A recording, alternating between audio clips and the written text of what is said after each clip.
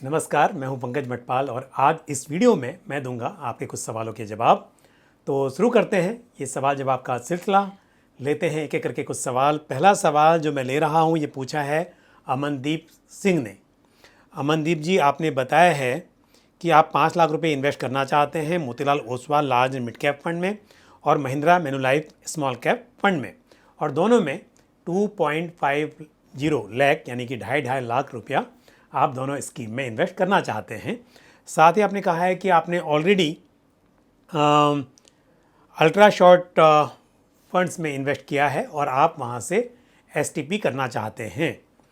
दोनों ही स्कीम अच्छी हैं और आपका एसटीपी करने का जो विचार है वो भी ठीक है, लेकिन आपने कहा है कि आप 15,000 रुपया पर वीक की एसटीपी करना चाहते हैं।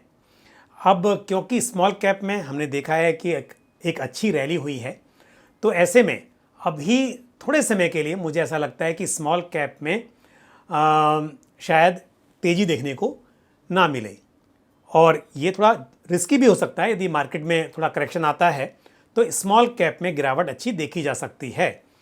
तो एक तो मुझे ऐसा लगता है कि लार्ज मिड कैप में ज़्यादा करना चाहिए आपको और स्मॉल कैप में थोड़ा अमाउंट कम करना चाहिए।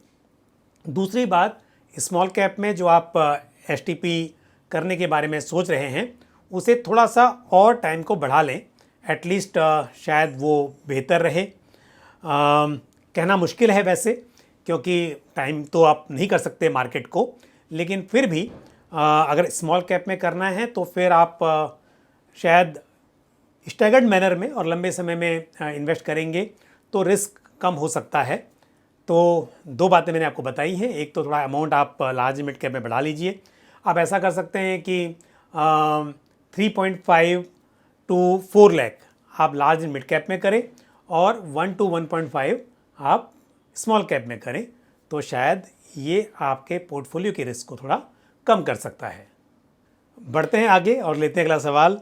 और ये सवाल आपने पूछा है लेकिन अपना नाम नहीं बताया आपने। आपका जो चैनल है यहाँ पर उसका नाम है सरस्वती विद्या मंदिर, तो मुझे लगता है कि आप यहाँ पर एम्प्लॉयड हैं। आपने बताया है कि आपकी इनकम है 12,000 to 15,000 रुपीज़ की और 1,000 पर मंथ आप Nippon India small cap fund में इन्वेस्ट कर रहे हैं और आप चाहते हैं 15 ईयर्स तक इन्वेस्ट करना और 1,000 रुपीज़ और ऐड करना चाहते हैं, और आप जानना चाहते हैं कि आपको वो किस फंड में करना चाहिए, लार्ज कैप में या मिड कैप में। मैं कहूँगा कि स्मॉल कैप में ऑलरेडी आपने इन्वेस्ट किया हुआ है, आप एक large and mid cap fund में इन्वेस्ट कीजिए तो आपको लार्ज कैप और मिड कैप दोनों का एक्सपोजर मिलेगा।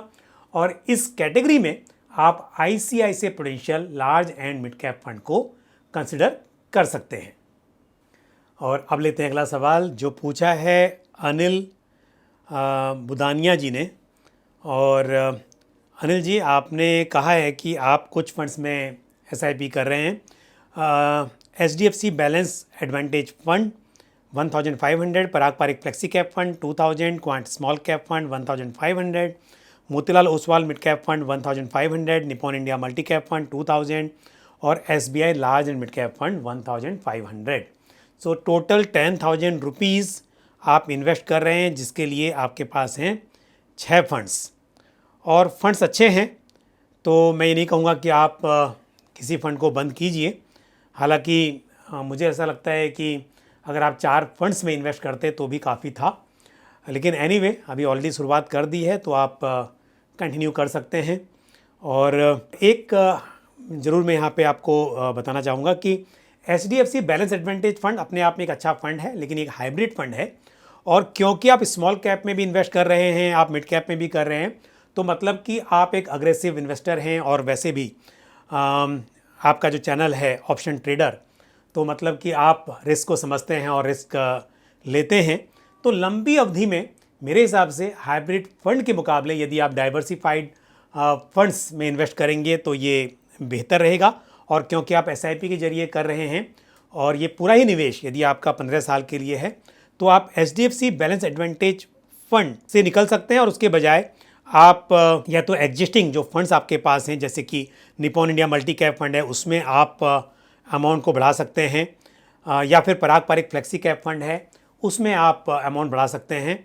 और यदि आपको HDFC म्यूचुअल फंड की कोई स्कीम अपने पोर्टफोलियो में रखनी है तो आप HDFC large and mid cap fund को कंसिडर कर सकते हैं। लेकिन HDFC बैलेंस एडवांटेज फंड 15 साल के हिसाब से मुझे लगता है कि इसके मुकाबले यदि आप डाइवर्सिफाइड इक्विटी फंड को शामिल करेंगे तो ये अच्छा रहेगा। दूसरी बात, आपने कहा है कि नज़रिया है 15 साल का, तो यदि हम 12% के CAGR पर कैलकुलेट करते हैं तो 15 ईयर्स में अराउंड 47-48 लाख रुपीज़ इकट्ठा हो पाएंगे। तो क्योंकि 15 साल का समय बहुत लंबा है और इस बीच में आपकी इनकम भी ज़रूर ईयर आफ्टर ईयर बढ़ती रहेगी, तो यदि आप स्टेप अप ऑप्शन ले लें और कम से कम 10% का स्टेप अप करें तो 15 ईयर्स में करीब 83 लाख रुपीज़ इकट्ठा हो सकते हैं। तो आपको स्टेप अप करना चाहिए, 10% या उससे कम ज़्यादा जो भी आप कर सकें, लेकिन ये आपको हेल्प करेगा बड़ा अमाउंट इकट्ठा करने में। All the best to you. और लेते अगला सवाल जो पूछा है विष्णु शर्मा जी ने। विष्णु जी, आपने मेरी तारीफ़ में काफ़ी कुछ कहा है, so thank you very much. और आपको मेरा एक्सप्लेनेशन अच्छा लगता है, आपको जो मैं स्कीम्स को एनालाइज करता हूँ वो आपको अच्छा लगता है, तो थैंक यू वेरी मच। मुझे उम्मीद है कि इससे आपको डेफिनेटली इन्फॉर्म्ड डिसीजन लेने में मदद मिलेगी। और आप जानना चाहते हैं कि यदि आपको 50,000 रुपये इन्वेस्ट करने हैं 5 साल के लिए तो आपको किन स्कीम्स में करना चाहिए। 5 साल के हिसाब से मैं कहूँगा कि इस वक्त पर यदि आप एक large and mid cap fund अपने पोर्टफोलियो में रखें और साथ ही यदि एक बैलेंस एडवांटेज फंड को शामिल करें तो थोड़ा जोखिम कम रहेगा और आप अच्छे रिटर्न्स अर्न कर पाएंगे। तो 5 इयर्स के हिसाब से 2 स्कीम्स, एक हो सकती है ICICI prudential large and mid cap fund, तो यहाँ पर आपको लार्ज एंड मिड कैप दोनों का एक्सपोजर मिल जाएगा। और जैसा मैंने कहा कि दूसरी scheme balance advantage fund, balance advantage fund के लिए आप HDFC बैलेंस एडवांटेज फंड को कंसिडर कर सकते हैं। तो यहाँ पर थोड़ा सा रिस्क को कंट्रोल करते हुए आप आगे बढ़ेंगे तो ये अच्छा रहेगा। दूसरी बात, आपने कहा है कि अब लमसम में करना चाहते हैं, तो एक सलाह है आपको कि पूरा पैसा एक दिन निवेश करने की बजाय आप इसे स्टैगर्ड मैनर में करें, या तो आप अपने हिसाब से किस्तों में इसे इन्वेस्ट कर सकते हैं, अदरवाइज आप STP का सहारा ले सकते हैं। STP में हम क्या करते हैं कि पहले जो पैसा है उसे कम रिस्क वाले किसी डेट ओरिएंटेड फंड में, जैसे कि लिक्विड फंड या फिर अल्ट्रा शॉर्ट ड्यूरेशन फंड, इस तरह के फंड्स में पार्क कर देते हैं और वहाँ से हम ये तय कर लेते हैं कि कितना अमाउंट आपको स्विच करना है इक्विटी स्कीम में, जो कि आपकी टारगेट स्कीम है। और ये आप डेली, वीकली, मंथली कर सकते हैं, तो आप डेली या मंथली ऑप्शन ले लीजिए और इस तरह से आप डेट फंड जो कि आपके एक सोर्स स्कीम हो जाएगी, वहाँ से आप टारगेट स्कीम में स्विच करते रहें। All the best to you. और अब लेते हैं आज का आखिरी सवाल जो पूछा है देव पांडा जी ने। पांडा जी, आपने बताया कि आप कुछ स्कीम्स में इन्वेस्ट कर रहे हैं और आपके पोर्टफोलियो में है 13 स्कीम्स। मैं एक बार पढ़ देता हूँ। SBI small cap fund 5000, SBI contra fund 3000, SBI Nifty small cap 250 index fund 2000, SBI multi cap fund 2500, Kotak emerging equity fund 2000, HDFC mid cap opportunities fund 2500, Nippon India small cap fund 3000, Axis small cap fund 2500, HDFC large and mid cap fund 3000, Nippon India growth fund 3000, Parag Parikh flexi cap fund 3000, Quant small cap fund 2500 और HSBC mid cap fund 2000 rupees. Total 35,000 की SIP है 13 schemes में। अगर आप 5-5 हज़ार की भी करते तो 7 स्कीम में मेरे हिसाब से काफ़ी होता था। वैसे 7 की भी ज़रूरत नहीं थी, आप एक लार्ज कैप, मिड कैप, एक स्मॉल कैप और एक इंटरनेशनल फ़ंड अपने पोर्टफोलियो में रखें तो सब कुछ कवर हो जाता है। फिर भी यदि स्टाइल भी रखना है, आपको कॉन्ट्रा भी करना था तो भी एक वो ऐड हो जाता। तो पहली बात तो स्मॉल कैप फंड्स बहुत सारे लिए हुए हैं, आपको कम करने चाहिए। हालांकि फंड्स आपके पास जो भी हैं वो सभी अच्छे हैं, लेकिन फंड्स बहुत ज़्यादा हैं और इससे ओवर डाइवर्सिफिकेशन होता है, कोई फ़ायदा नहीं होगा क्योंकि आप पूरा मार्केट ख़रीद के आप बहुत ज़्यादा पैसा नहीं बना सकते। आपको मार्केट में से वो शेयर्स चुनने हैं जो अच्छा रिटर्न दे सकते हैं। तो ऐसे में यदि आपके पास सिलेक्टेड स्कीम्स होंगी तो एक फोकस अप्रोच होगी, वो बेहतर होगा। और या तो फिर ये होगा कि यदि एक ही कैटेगरी की 2 स्कीम्स हैं तो उनके पोर्टफोलियोज़ में काफ़ी शेयर्स एक जैसे ही होंगे, तो इससे बहुत ज़्यादा फ़ायदा आपको नहीं मिलने वाला है। तो आप फंड्स कुछ कम कर सकते हैं, स्मॉल कैप फंड आप कम कर लें, वो अच्छा होगा। एक आपने स्मॉल कैप पैसिव फंड लिया हुआ है SBI निफ्टी स्मॉल कैप 250, उसे रख लें। और साथ में दूसरा एक जैसे Nippon India small cap fund है, उसे आप कंटिन्यू कर सकते हैं। बाकी स्मॉल कैप फंड से आप निकल सकते हैं, उनमें थोड़ा सा अमाउंट आप बढ़ा लीजिए। और अमाउंट भी ऐसा, यदि आप 35,000 कर रहे हैं तो आपका 3,500 to 5,000 टोटल आपका स्मॉल कैप में होना चाहिए, बहुत ज़्यादा नहीं। और पारंपरिक फ्लेक्सी कैप फंड में आप एलोकेशन बढ़ा सकते हैं। साथ ही HDFC large and mid cap fund में भी आप एलोकेशन बढ़ा सकते हैं। और मिड कैप भी आपके पास बहुत सारे हैं, कोटक इमर्जिंग इक्विटीज़ फंड जो है ये भी मिड कैप है, HDFC मिड कैप अपॉर्चुनिटी भी एक मिड कैप फंड है। उसके अलावा आपके पास में निप्पॉन इंडिया ग्रोथ फंड है, वो भी मिड कैप है। HSBC मिड कैप फंड भी है, 4 मिड कैप फंड हैं। आप 1 या 2 मिड कैप फंड्स को ही अपने पोर्टफोलियो में रखिए, यहाँ पर भी आप एक्सपोजर कम कर सकते हैं। तो आपको स्कीम्स कम करनी चाहिए, ये मेरी राय है आपके लिए।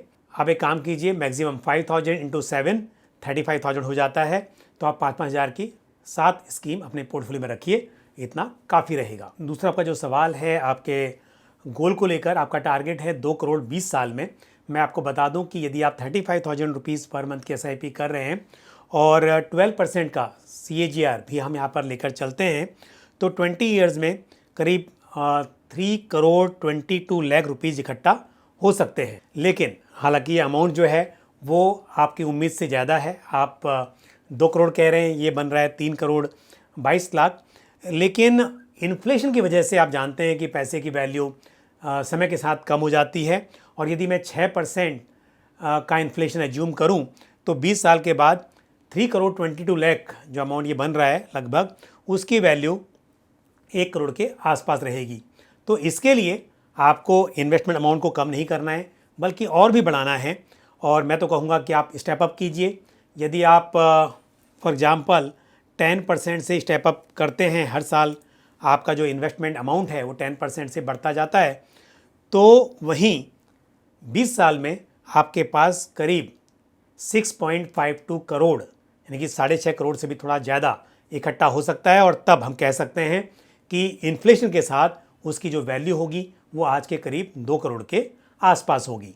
All the best to you. तो आज के लिए बस इतना ही। जिन सवालों के मैंने आपको उत्तर दिए, मुझे उम्मीद है कि वो आपको ठीक से समझ में आए होंगे। इसी तरह से आप अपने सवाल और सुझाव कमेंट बॉक्स में पोस्ट करते रहें। और इसी के साथ मुझे भी दीजिए इजाज़त। अगले वीडियो में फिर आपसे मुलाकात होगी। Thank you. जय हिंद। म्यूचुअल फंड निवेश बाजार जोखिमों के अधीन है। योजना से संबंधित सभी दस्तावेजों को ध्यान से पढ़ें।